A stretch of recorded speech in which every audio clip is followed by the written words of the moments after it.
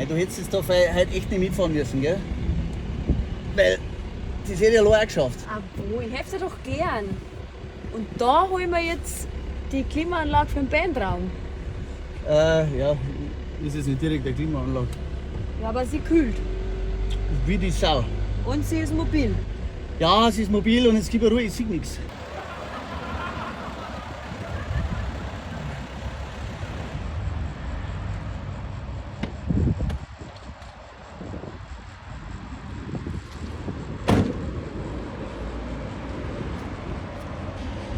Hey, und da ist jetzt die Kühlanlage drin.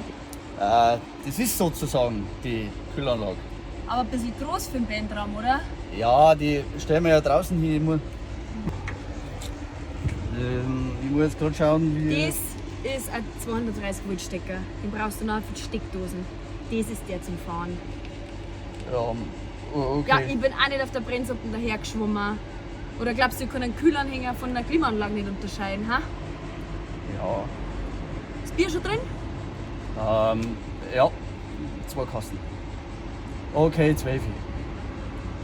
Darfst du den überhaupt fahren? Warum? Gesamtmasse?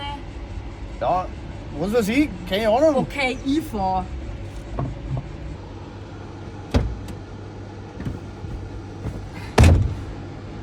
Und woher weißt du das? 5 Jahre Festausschuss von der Dirndlschaft. Mehr sage ich nicht, du Anfänger. Unterstützt durch die private Laubbrauerei Schönram.